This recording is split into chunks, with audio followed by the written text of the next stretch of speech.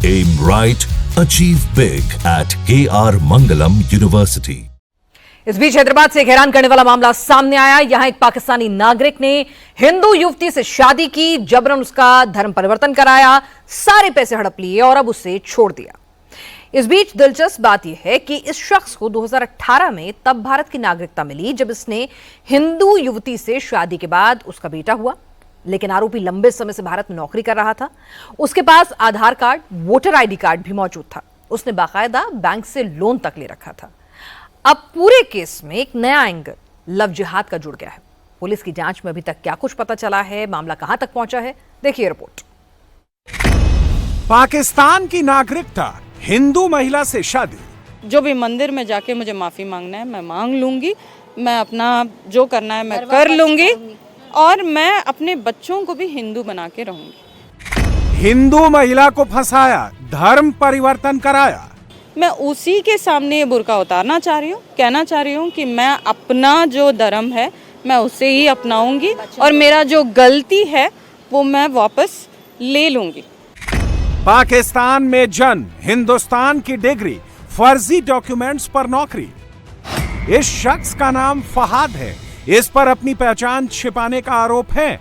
फर्जी कागजात के सहारे नौकरी हासिल करने का आरोप है और सबसे बड़ा आरोप हिंदू लड़कियों को फंसाकर लव जिहाद करने का है। ये सारे आरोप उस महिला ने लगाए हैं जिससे फहाद ने शादी की थी, जिसके साथ उसका एक बेटा है।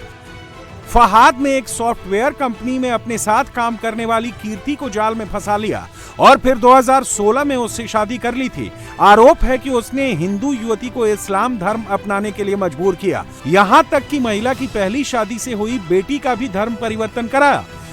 मैं ऑलरेडी शादीशुदा थी, मेरे को एक बेटी थी और मैं एक डिवोर्स प्रोसेस से गुजर रही थी। ऑलरेडी मैं इमोशनली वीक और आई वाज ब्रोकन डाउन या कुछ भी कह सकते हो। वो टाइम पे I was at a very vulnerable state, right. तो वो टाइम पे ये बंदा मुझसे दोस्ती किया, बात किया, एक साल ऐसे ही नॉर्मल फ्रेंड के जैसे था। उसके बाद 2013 से उसने मेरे से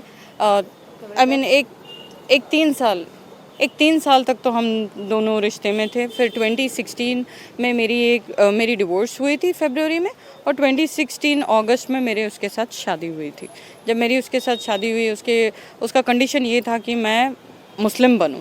पहले मैं मुस्लिम कन्वर्ट हूँ, उसके बाद ही शादी होगी। उससे पहले तो उसने जब मेरा पैसा ले रहा था तब मेरे मुस्लिम शिप की ज़रूरत नहीं थी। जब मेरे साथ अफेयर चला रहा था तब तो मुस्लिम की ज़रूरत नहीं थी, बट उससे शादी करने के लिए उसको मुस्लिम की ज़रूरत थी। और ये भी कंडीशन था कि मैं अपनी बेटी को भी कन्वर्ट करूं उससे अगर शादी करना है।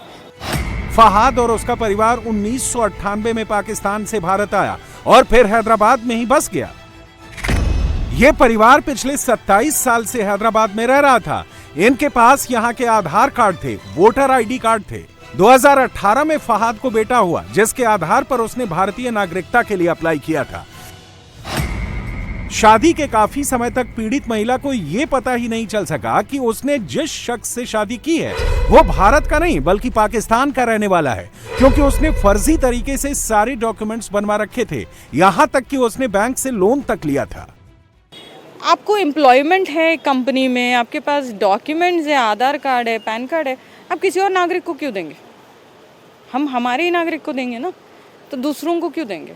जब दूसरों को दिया है तो वो तो अपना ही नागरिक के जैसे आपने ही उसको क्लेम कर दिया। इसमें मेरी क्या गलती है? अगर मेरे को नहीं मालूम है, अगर गवर्नमेंट ने धोखा खा के उसको डॉक्यूमेंट्स दिया है, इसमें मेरी क्या गलती है? मैं आगे इसलिए नहीं आ सकी क्योंकि मेरे साथ बहुत हरासमेंट होता था, मेरे साथ बहुत मारपीट होती थी। मेरा कोई सपोर्ट के लिए नहीं है, मैं किसको लेके आके खड़ा करूंगी? आरोप है कि हिंदू लड़कियों को फंसाने के लिए फहाद सिंगल मदर्स को टारगेट करता था।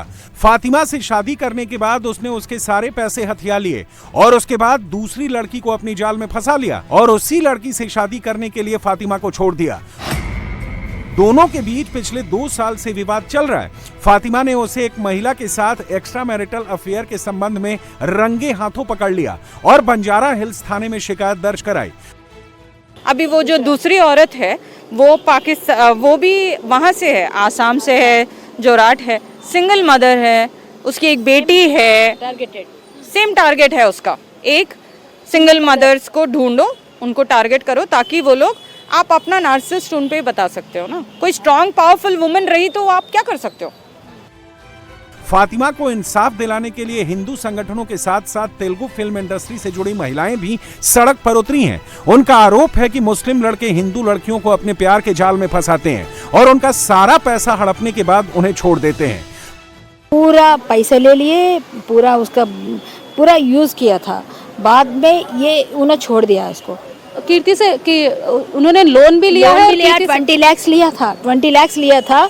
कीर्ति को बाद में छोड़ दिया, बर्बाद कर दिया, पूरा जिंदगी को मालूम हो गया अभी क्या है। वो इंडियन लड़की को, वो हिंदू लड़की को ऐसा काम करे तो उसको पनिशमेंट नहीं देते क्या? जरूर देना है, पनिशमेंट जरूरी देना है। फहाद के पिता पाकिस्तानी थे और उसकी मां हैदराबादी। दोनों ने दुबई में काम करते वक्त शादी की और बाद में पाकिस्तान चले गए। फहाद के पिता की मौत के बाद उसकी मां हैदराबाद लौट आई।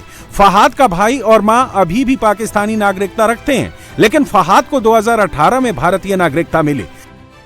जब तक आप लीगली भारत के सिटीजन्स नहीं बने, आप वोट हक कैसे पा सकते हो? तो कौन दे रहा है इनको ये वोटर आईडीज? कौन इनके वोटर आईडी बना रहा है?